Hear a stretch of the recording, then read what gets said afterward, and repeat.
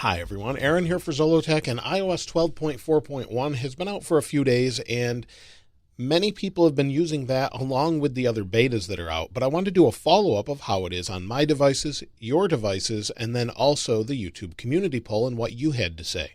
So 12.4.1 is not a huge update. As you knew, it was mostly to patch some security holes that also stopped jailbreaking as well. And so I have it running on the iPhone 8 Plus and the iPhone 10.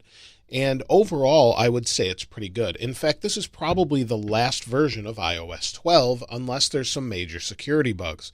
So also, if you're on iPhone 5S, 6, or 6 Plus, this is the final version for you. Like I said, unless there is security bugs. So no iOS 13 for a 5S, 6, or 6 Plus. So that's kind of unfortunate, but that's the way it is. So if you want iOS 13, you'll need to upgrade. Otherwise, if you're happy with it, stay with your iPhone 5S or the older devices if you're happy with those. Now, the other thing is the overall stability has been quite good. In fact, my family runs the regular version, and they've had no issues whatsoever. No complaints of battery, crashes, or anything like that.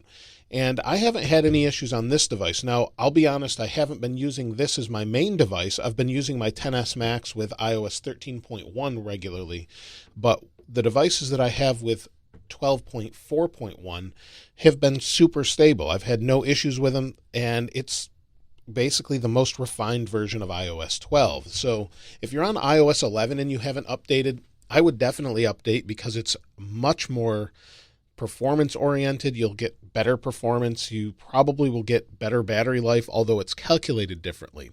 And speaking about battery life, most people I've talked to have said they have better battery life than iOS 12.4.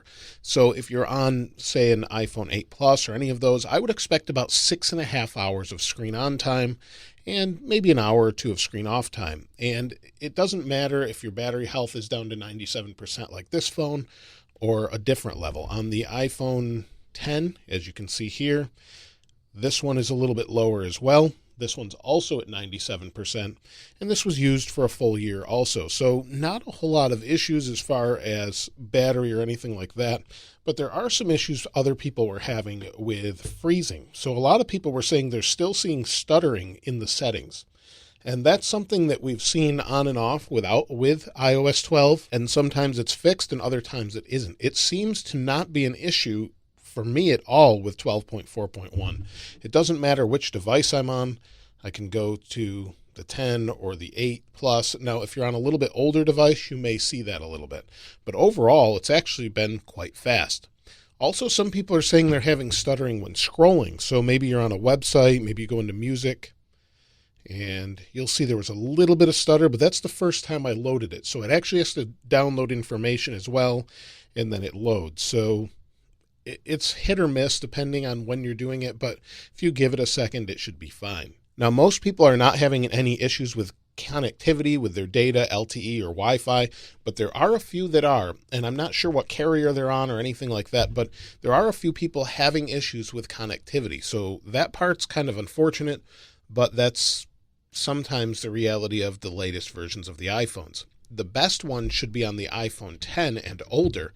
If you have the Verizon version of the iPhone 10, that actually has a Qualcomm modem in it, not an Intel modem, and it should perform much better. So if you have that version or an older iPhone, such as an iPhone 7 or 7 Plus, you really shouldn't be having any connectivity issues. If you do, it could be on the newer phones. Now let's take a look at the YouTube community poll. And quite a few of you responded, more than I expected for this type of release. And you can see here's 12.4.1. I've let this poll go for a couple days, and almost 9,000 voted, 8.8K votes. 169 of you commented, and 37% of you said it's great. 5% said it's terrible. Now, this is kind of interesting because with the iOS 13 betas, many people are saying that it's great, and usually terrible is only about 2 or 3%. So it looks like iOS 13 is going to improve quite a lot. And then 8% said okay, but some bugs. And then 50% of you are on iOS 13 or 13.1. And I'll be doing a separate follow-up for that video. Now let's take a look at some of these comments. So someone's saying very slow animations on my iPhone 6, 128 gigabyte. Battery life seems better than 12.4 using a XS Max. Concerned that if I go from the latest public iOS 13 beta to 13.1, that it won't be able to get the official 13.0 when released.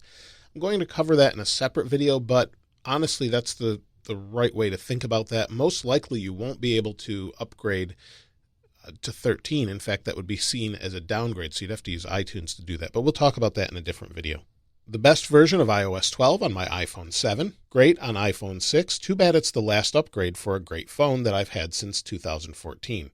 I use it as my weekend backup phone.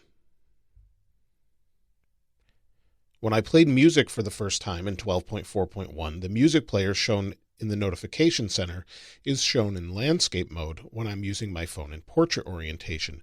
The music player widget is overlapping to the right side of the screen. Weird bug, but overall the update is great and fast. It's odd that there's still a few little bugs like this, even though this is basically the last version of iOS 12. Maybe we'll see a 12.4.2 to fix little issues like that, but it's hard to say. 12.4.1 is useless on 12.4, waiting for A12 jailbreak support. 12.4.1 patches a lot of security holes, including that jailbreak one. Now, personally, I don't do a whole lot of jailbreaking these days. I don't really see a whole lot of need for me to do it personally. But if you do, obviously, you're going to want to stay on 12.4.1. If you are more into making sure the device is secure, then update to 12.4.1. Battery life on my 7 Plus was very, very great. I'm using iPhone 8 Plus and I'm running iOS 12.4.1. Everything is performing wonderfully. No snags or crashes. I have not seen any difference iOS 12.4 and iOS 12.4.1. I use iPhone SE. Like I said, most people, you're not going to see a whole lot of difference. Mostly people are telling me they're getting better battery life with 12.4.1. iOS 12.4.1 has been great on my iPad Mini 2 and iPhone XR. Great on iPhone 6 Plus. Not having any problems with iOS 12.4.1 on my iPhone 8 Plus since I've updated. Also have iOS 13.1 on my iPad Pro and it's okay too. iOS 12.4.1 is working good on my iPhone XR. Works fine on my old 5S, no bugs or such, but not a big deal anyway considering it's not my main device. Sad to see iOS 12 go, but thoroughly enjoying iOS 13. I have a bug on my iPhone XR 12.4.1 that it zooms in to the right corner and I can't do anything. I just hard reset my phone. No complaints using my old long in the tooth 6S Plus. So far, good battery life, very smooth scrolling, and quick response. Seems to like it pretty well. 12.4.1, 128 gigabytes. I'm never going to jailbreak this thing, so what the heck? Stay on the update train. Take a look at a couple more. No bugs at all, working smoothly on my iPhone 7. A lot of bugs in 12.4.1. Phone is more laggy and more choppy after updating iPhone XR.